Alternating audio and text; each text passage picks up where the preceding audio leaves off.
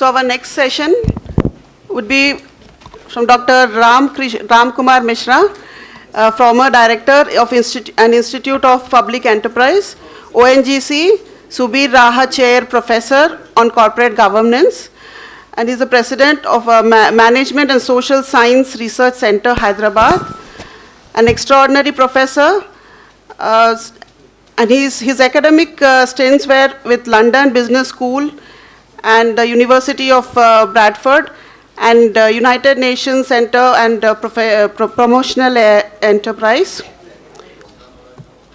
He has taught to the University of Bradford, the United Kingdoms, and has been a visiting professor at Manson D Science at Paris, and his research interest SOEs, government governance, corporate social responsibility, disaster management, and climate change and sustainable development.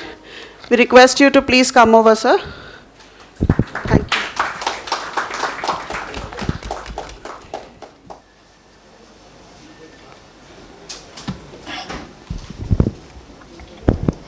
So good afternoon. Let me thank at the outset Shekhar Saab and also Raviji for this splendid opportunity of coming over here and meeting great minds, I should say, and also some friends with whom I have worked for several years. I have had the opportunity of working with the top-notch business people in India. Way back, I think I saw when I passed out, the very first day I had the opportunity of welcoming G.D. Birla, and I think it's a great story to tell. And then, of course, I think afterwards, several people, both in the public and private sectors, who are known not only in India, but in any part of the world, the kind of work they have done is fabulous. I would like to tell you one thing today, the questions of resilience. And I'm very happy that, so many good questions came. We are fighting against odds. We are swimming against the stream. And fortunately, I think situations are not what they used to be, because we are in a different kind of generation, different kind of socio-economic and political setup. Today itself, when I was coming, I understand Mr. Trump was speaking, and there is a war, I think, has started between so-called Iran and, this thing. We don't know, I think, where we are going. Israel. And Mr. Modi was there only a few days back. And then you have seen, I think, the French president was here, and German president was here. Yeah, things are changing at a whirlwind speed. But when I say this, let me take you back to the philosophy of mind and the philosophy of so-called leadership. I have seen some of it myself, and I'm proud of that I have seen, I think, the best one, I should say. And I'll take you to that. You see, Carlyle was a great philosopher, and Carlyle told only one thing. Think of thyself. Think of thyself. And if you look into Gita also, the essence of Gita is only that think of thyself. I'll come to that. But I think Mr. Tami was very right, that we are seeing what we should not see, and we are not seeing what we should be seeing. And the reason is very simple. You get into a problem and become a copycat. You don't get into a problem when you don't use our own brain. You get into problem when you want to emulate. We should emulate right things, but you just can't be someone, who just be following blindly, I think, somebody. And I think that's the problem with our country. You look into, I think, whatever we have done, whether we should have gone right way or left way, or we should have been in the center. We have been embroiled, I think, in these controversies. And therefore, what I would tell, I think, all of you, can you give me just a minute to say, just close your eyes and say Om. Can you say, I speak a mantra and you please just join me. Sarve bhavanti sukhine, sarve santu niramaya, sarve bhadrani pashyanti, Ma kashid dukh bhag bhavet. At the end, in the Tatra Upanishad, we say, Om Shanti, Shanti, Shanti. Now, these are three things I told. When you told Om, where are you? When we say Om, and the literal meaning of Om is that you think of the upper world, you think of this world, and you think of what is not there, up and down. That means you get connected to the entire world. And then we say, Sarve Bhadrani Pashyanti. That means with all that I think, there is a stillness. And then you say, Shanti, Shanti, Shanti. There you want to go to Sat Chit and Anand. When you say Om, then you come to this worldly situation. Family. Should I think of group? Should I think of leadership? I have been hurt. I have hurt somebody. People have been thinking against me. I am in competition. I am not global. I am regional. I am only one part of, our state. I have only one product. I don't have, several products. With all that, I have not linked myself with others. I also welcome Murli Dharanji. Thank you so much to see you over there. Of course, my guru, is there. He's sitting there, and I just bowed my head to him.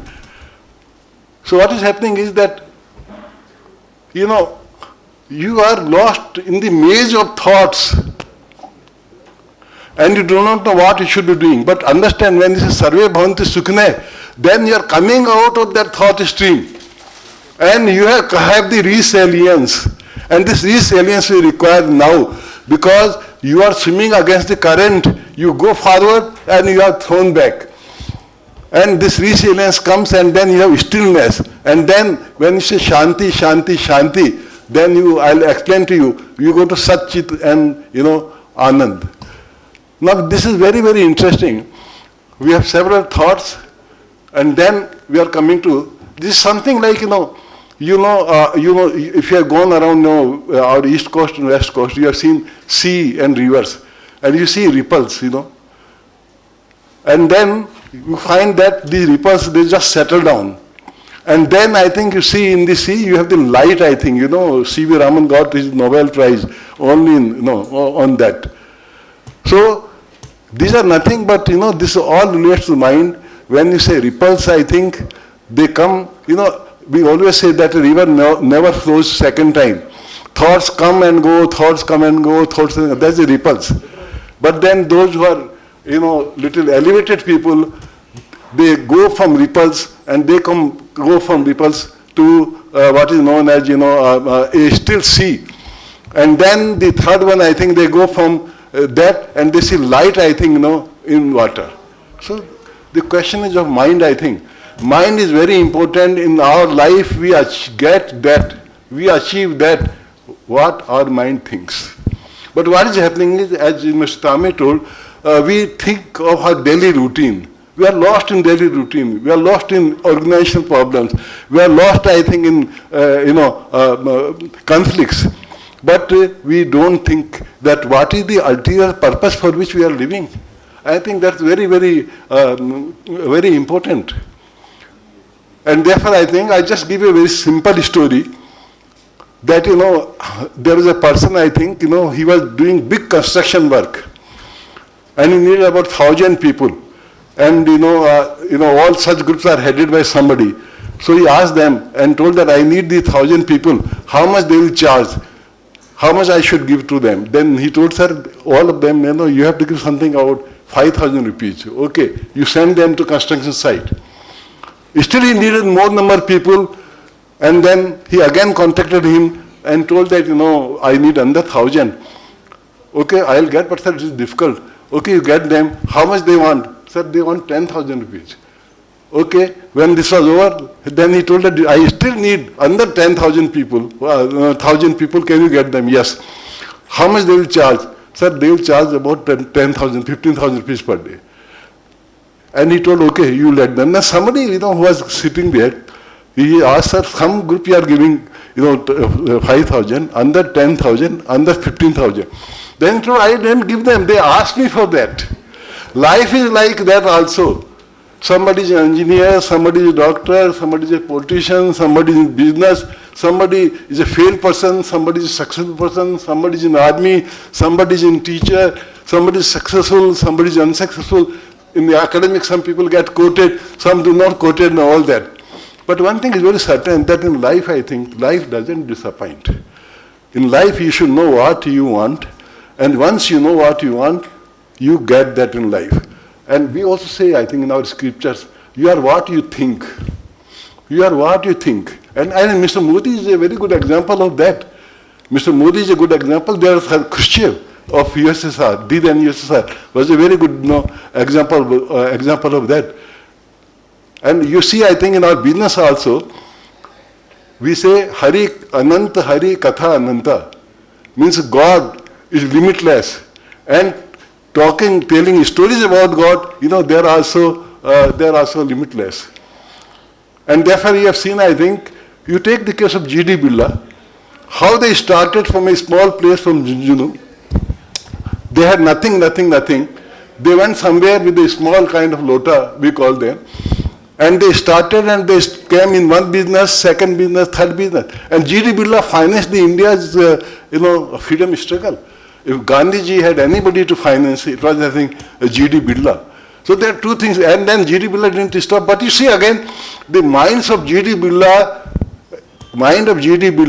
and Rameshwar Birla and these families are different from the mind of Kumar Mangalam. I was in London School of Business.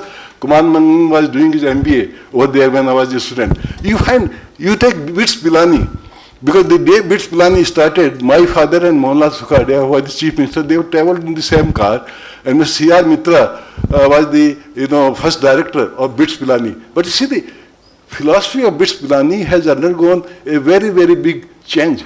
And not only that, when you talk of minds, when you talk of philanthropy, all are businessmen, many of our businessmen, how this philosophy of, philanthropy has undergone a change. And a good example is Mr. Chandrasekharan today. You take Tata's, what Ratan Tata thought, what GRD taught, I have been sent a couple of times abroad, not by government of India, not by government of Telangana and Andhra Pradesh, not by any state government. I went on the scholarship and funding of, Ratan Tata Trust. But how Ratan Tata Trust's objective undergone a change. Once Ratan Tata is not there and Mr. Chandrasekharan has taken over, it has all become a business kind of thing. Mind is very, very important.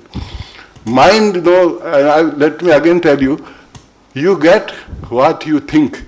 If you don't have good thinking, that's what Buddha also told. If you right thinking, I think, when say Ashtayam, Buddha, Mahavir, all of them, they talk like that. So let me come back. I'll give another very interesting story. Mind. So somebody was sitting, and he was a beggar. So he used to collect some money. But then, beggars, they also buy the place. Another big beggar came and told that, I give you this much. You give me this place to sit. That beggar was getting only a few, coins. And this beggar, he got it dug and he found some coal was there. Then the third person came, no, you give him this place. He bought that and he found it was not, it was, silver. Then the fourth one came, he bought and he found that it was not silver, it was gold. Another one came and he told, no, let me buy, and he got platinum. Very interesting. You take Vedanta story, it's very interesting. When Hindustan Zinc was taken by our Vedanta chief, it was not doing well. But when he came, that not only that it did well, he also started getting, silver out of cadmium. So the question is that how do you change the processes? How do you change the situation? That's very, very important. So let me come back, I think, to this. In our Vedas and Puranas, we say good thoughts should come.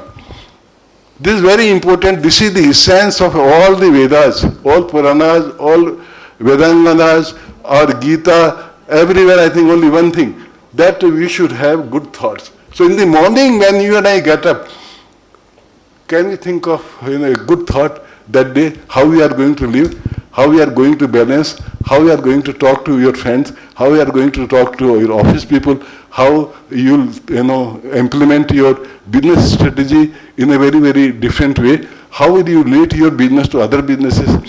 How will you deal, I think, with the market?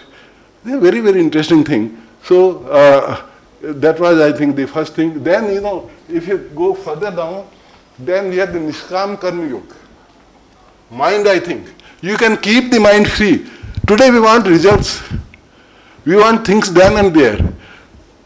We feel happy if we get something. We feel unhappy if we don't get something.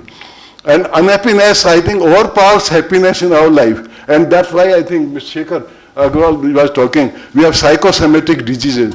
So why do you have these diseases? I don't think doctors can attend to our health problems. We are going the wrong way. This is all because the kind of education we are giving, that education deficient. If you go, let us say, to Ujjain, and which I was there, and go to, Sandipan Ashram, where Krishna was trained, and see how many Vidyas Krishna was trained. And today, what are we doing, I think? Right from etymology to Ayurveda to Akshara Abhyas, 16 kinds of Vidyas, Krishna was taught. And then Krishna became a successful leader, Krishna became a successful advisor, Krishna, elevated himself to God. But, the kind of Vidya today, I am a chemist, I am an MBA, or I am a PhD, or I am an IITian. But what happens? You are good only in a very small part. But, you are not able to comprehend the realities, I think, realities of life. So that, I think, is very important. The next thing, I think, is Niskam Karma Yoga. Can we have Niskam Karma Yoga? Can we do things? And can we think of not getting results? If you further go down, I think this is again important. Now, when we talk of mind, and we talked about, problems that we face, what does Gita say? Gita says, Sthiti Pragya. Can you have, can you be happy? Can you strike a balance between happiness and unhappiness? And Arjuna asked them, Sthiti Pragya ka bhasha samadhistha keshva. Somebody asked about definition. What is the definition of Sthiti Pragya? But let me also tell you, here we are asking for definitions. We have killed the Indian minds in this country. We have killed the innovations by defining each and everything. Because by defining each and everything, we are not able to go to the substance. And I can give you the example, I think we talked about the East and West. You take onion, and what do? If you take out layers of onion, different layers of onion, you are left with what? You are left with nothing. Indian education doesn't believe in that kind of thing. Indian thought stream doesn't believe in that kind of thing. Indian thought believes in holistic way. And that's where I think allopathy and Ayurveda, this is the difference. Because in Ayurveda, we just don't want to see the problem here. We want to go to depth. We give some time. In allopathy, you just want to cure the problems then and there. And that's why we have psychosomatic diseases, and why I think a small kind of thing becomes cancerous. And we have so many, I think, problems that come here.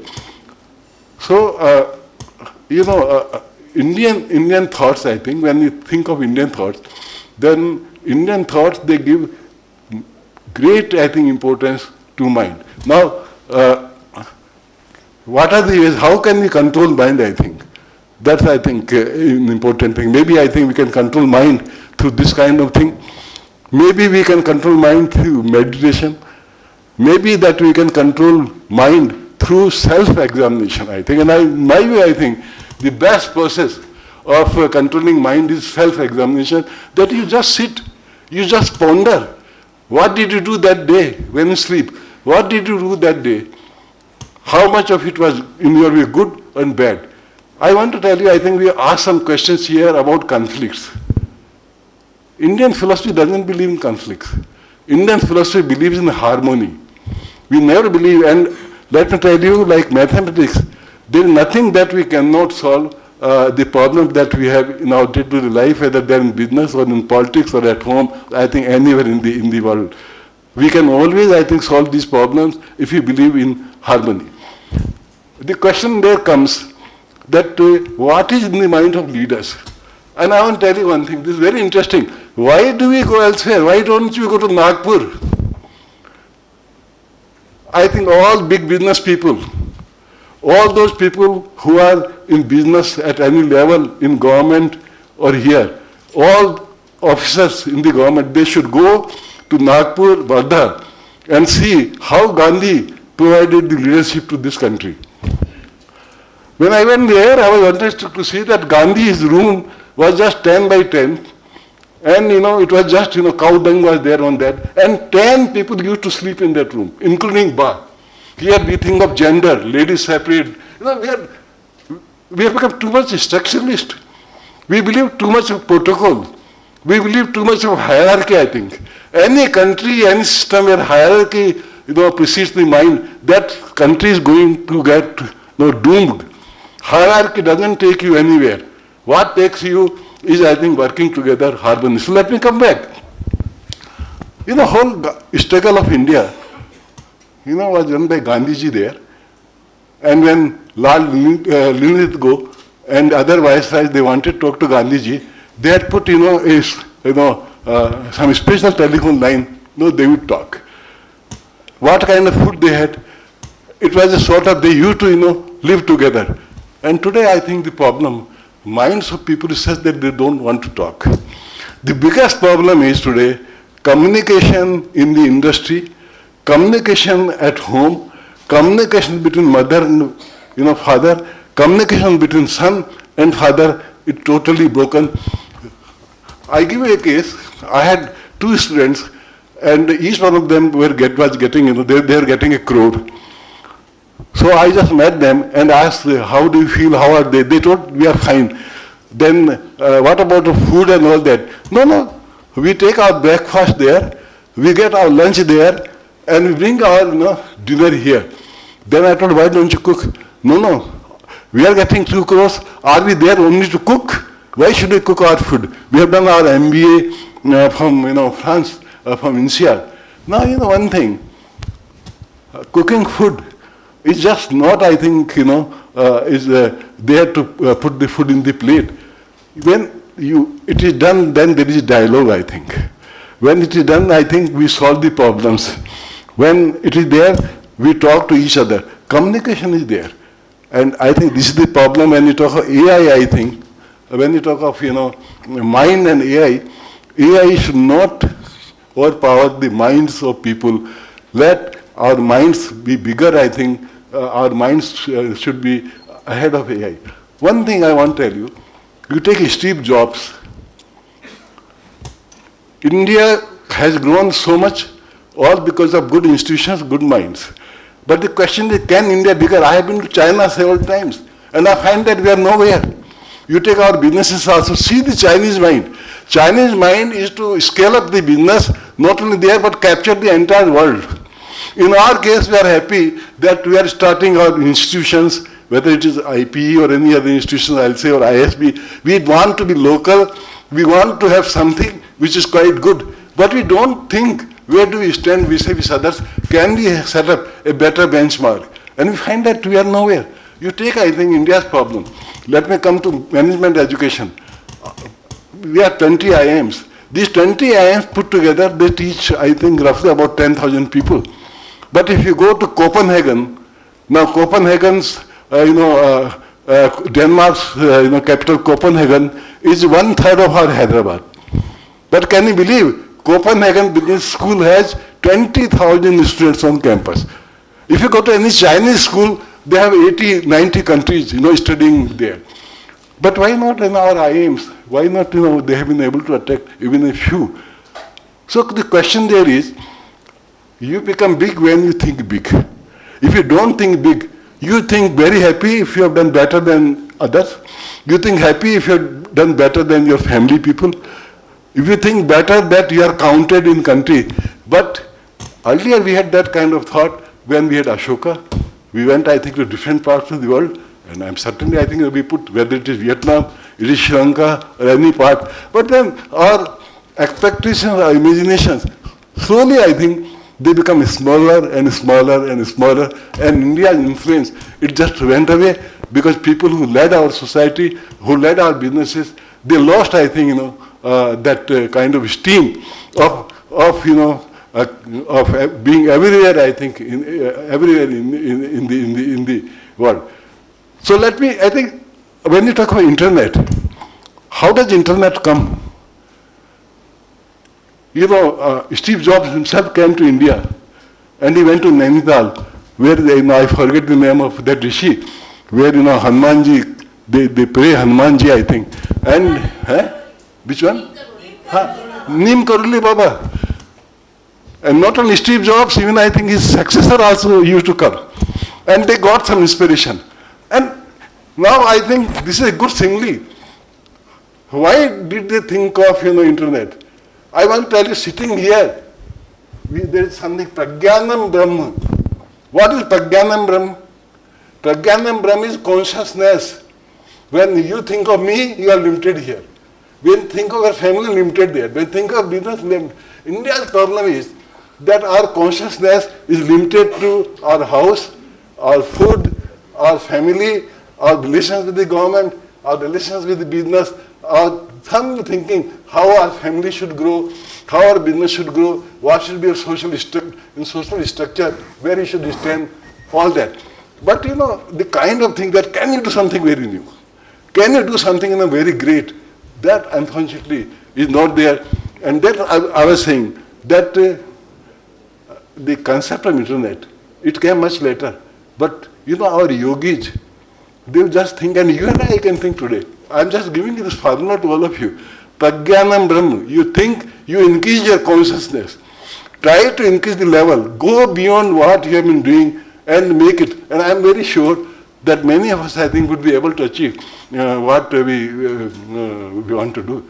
We also say, Aham Brahmasmi. Why do we say Aham Brahmasmi?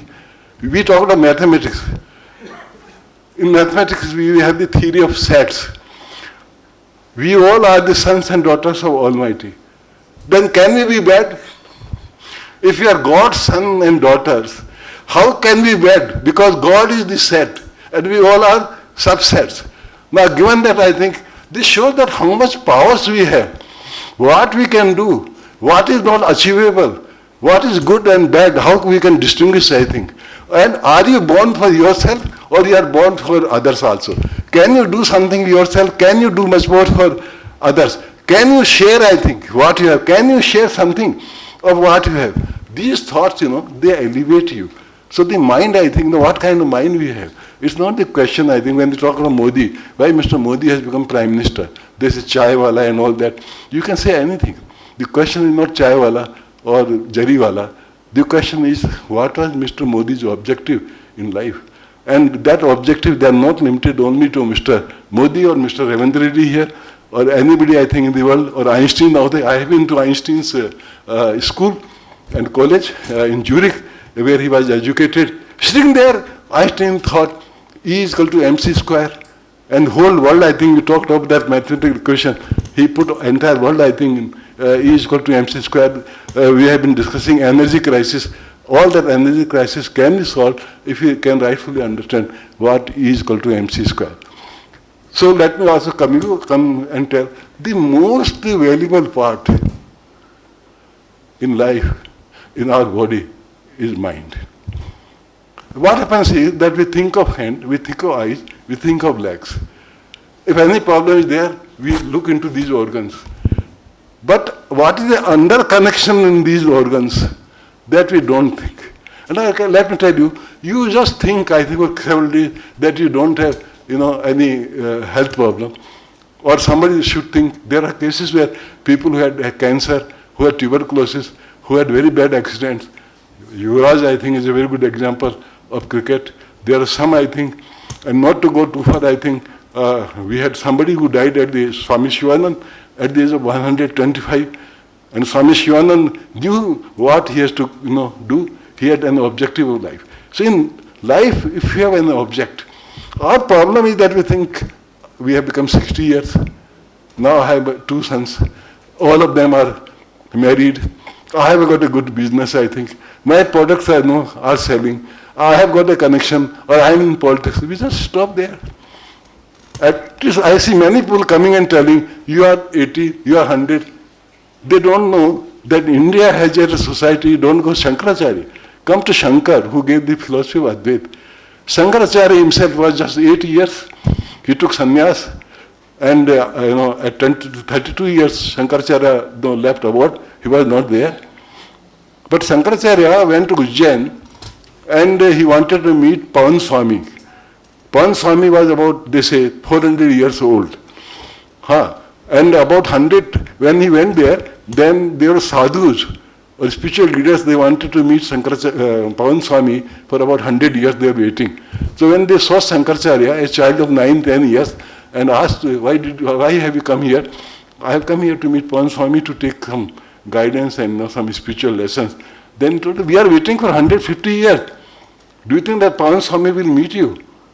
No, he will not meet you. But it was, Pavan Swami did call him. And Shankaracharya, Buddhists, I am not against any religion, but entire Buddhism was going to take India under its clutches. And Shankaracharya alone, this has to be understood. How did he go to 4 parts of India? How did he unite India? Such a big vision, uniting India. Different languages, different kind of food, different kind of caste. But he gave an essence, I think, that became a part of the culture of this country. Today, what unites India, if you don't mind, is not your, I'll say constitution, yes, but not your parliaments, not your assemblies. What unites India is the culture. And this culture was the creation of our great people like, Shankaracharya or Bandhan MISHRA. See, I think, how great Shankaracharya was. That when Shankaracharya was first defeated, and then, he came again and for Shastrartha, then Shankaracharya won. Then Shankaracharya brought Bandhan MISHRA from there and put him in Tal Kaveri. And when he entered Tal Kaveri, then the first thing you have to bow to the head of Sureshwara. That Sureshwara is nothing but only Bandhan MISHRA. How Shankaracharya united, I think. The thought, what makes you big is your thought. Shankaracharya wanted to unite. Today we are talking of Shankaracharya. Vivekananda wanted to do something, Ramakrishna Paramahansa. It's a very interesting story. When I went to US, I was in Chicago, and I had lot of, I have been a couple of times with, I think, blessings like you, to Ramakrishna Mutt and Ramakrishna Mission. I just thought, can I go to the place where Vivekananda, gave the first lecture, that sisters and brothers. I just thought, and I left it there, because number of things come to our mind. Can it happen? Can it be done? And I think it was very strange that when I went to Chicago, I was put up in a hotel, and I came to know next day that that was the point where Shankaracharya first put his foot on the American land. It was not only that, I still had a great yearning that I should go to the ashram, which was 50 kilometers, and my colleague, she's sitting there, and one of persons like her, who was IP student, she phoned me up and said, "Sir, I'll take you." Then she took me to that ashram. Not only that, then I wanted to see the place where Shankaracharya, where Vivekananda gave that lecture. Now that's a big building, but it is under the control of the government of US. And that day they told that, this particular thing where Shankaracharya gave lecture, that hall is not open because it has been rented out something. But when I was coming out, very strange, 2 African people came to me and told that, "Are you from India?" I told, "Yes, I am from India." "Which part?" "I am from Hyderabad." "Oh, all people have been in Karnataka," because they went to Karnataka. When you see eastern coast, western, the Ghat of Karnataka, you find African culture is there. Many African people came and settled down. And still there is a communication between these people and the people in Africa. Then he told, "So what was the business?" "I wanted to come and see the hall where Shankaracharya lectured, where Vivekananda lectured." He took me by arm, took me to that place and made me see that this is the place. Though conference was going on, but he took me and he made me sit there.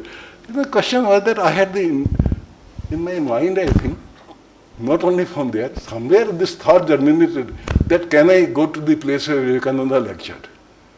Now, the point is, these thoughts are just like tree. And in tree, you see roots. In tree, you see stem. In tree, you see, flowers and also sometimes leaves. And you see, I think, that these leaves, we call them foliage in French, they just come down. Like that, you are in the river, swimming in the river of thoughts. Your mind, I think, Krishna, why Krishna Bhagavan? Why do we remember Krishna? Why do we remember Ram? We remember Ram and Krishna only because they had won the minds, they had the mastery of mind. Why come Arjuna and Duryodhana? They came from the same clan, but Arjuna, you and I talk, but Duryodhana, we don't want to talk. They had the same guru, but one was mentored by Shakuni, and those thoughts came from Shakuni to Duryodhana. And here, Arjuna was mentored by Krishna. Krishna's thoughts are different. So the thing is, I think it's very important, what kind of company you have. With whom do you talk? There is nothing good and bad, because I want to tell you one frank, honest thing, in life you think that everything is good. In my own experience, there is nothing like that. Good and bad, like day and night, they travel together. We do bad things also, we do good things also. The only thing is, can our good can be in greater proportion than the bad? One thing, can this bad come down, I think? Can we have better objectives of life? And that objective, one thing, can we think that we are not the world? World is very big. We are there to survive, but can we also make some other people survive? And especially those people who are not at all connected, who do not have any good background, who are educationless, who do not have food, do not have clothing, do not have education. Can we do something for that? I think is the greatness. Because I remember, Dr. Bhanu Prasad was chairman of this, he was a great scientist. So once I was talking to Dr. Bhanu Prasad, I'll come to that. So I told Bhanu Prasad Sahab told me, don't you think that we are big? Or do you think? Dr. Bhanu Prasad was a great atomic scientist who worked with Bhabha, and for the first time, Bhabha and Bhanu Prasad with Mr. Rao of ECIL and also Setna, these four people put India on the nuclear map of the world, of which I think today, we can take, proud of that, because Bhanu Prasad came all the way from, US, and Bhanu Prasad was already placed in a very good position. And on that day, Bhabha was in the Standard Hotel of Calcutta. And when Bhabha was coming out, he saw Bhanu Prasad sitting over there. And he asked him, he was just young, like some of them were sitting there at 24, 25. Who are you and all that? And they told that I am from US. And what is your branch? He was impressed and told, why don't you join me? Then he told that, no sir, my salary, I am drawing 3,000. Your salary of the government India secretary's salary around that time was 800. But then he joined. But let me come to the, mind. How Bhanu Prasad was 26, Bhabha was 52. Both of them worked together, and Bhanu Prasad, in my view, I think was the youngest Padma Shri in this country. And Dr. Bhanu Prasad, when Apsara theatre, not theatre, Apsara, reactor, it was manufactured, but it was not going on stream. It was not going critical. So here meeting with all these big guys, and then Dr. Bhanu Prasad was called, because that was the thing. When you talk about hierarchy, there are two people, Krishnamurti, V. Krishnamurti and Bhanu Prasad. Their style was that in any meeting they will have youngest person. There are old people who are senior, but young person will also come, because young person will think differently and will make some observations. That is gone. Somebody was talking about meetings. These meetings are nothing, but I say these meetings are only come for tea. You take tea and then you disperse. So let me come back. So it was not going critical. Then, when everybody left, then, Bhanu Prasad told Bhabha, sir, can you put this reactor upside down? When he was going to do that, then Mr. Setna was very angry and told, you have to terminate the services of Mr. Baba, of Mr. Bhadu Prasad, because he is making, a suggestion which is not sensible. But, Baba was impressed that something, it can happen. So when everybody left, then they put the first India's, Apsara reactor upside down, and it went critical after 2.5 days. The thing that I am telling is that we must have divergence, as we talked earlier. Divergence is a must. Diversity is a must. Diversity of language, diversity of food, diversity of people, diversity of religion also, diversity in terms of men and women, diversity in terms of cross-functional. We talk of cross-functions. If you have different functions in an organization and only one function takes the precedence over other functions, it is not going to grow. Because you understand, you have not only to get things done, but you have also, I'll just finish in 2 minutes. You have not only to get things done, but you have to make people feel that they are part of the decision that has been taken within the organization.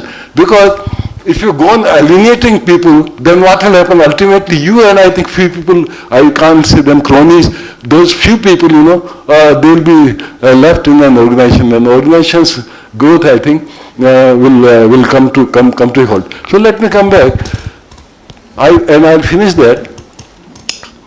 Mind is the most critical part of the body. You become what you think. You can control all your, diseases, I think. Mind creates diseases when you think negatively. Mind gives you strength and power when you think positively. Mind gives you the power to innovate.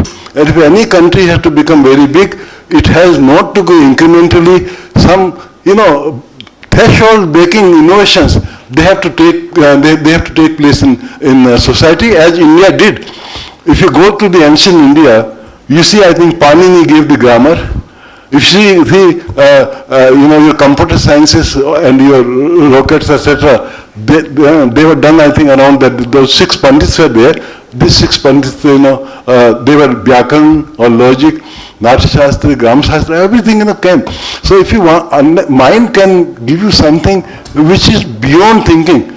You come to a threshold and you say, now I can't go, but you come out with some discovery, some innovation, which gives you a life under 25 to 30 years. That is not there in India, because we have, I think, that we always think that we have succeeded. This thing of succeeding, I think that kills us. And therefore, I think we should, I'll be happy if there are anything to ask. Thank you.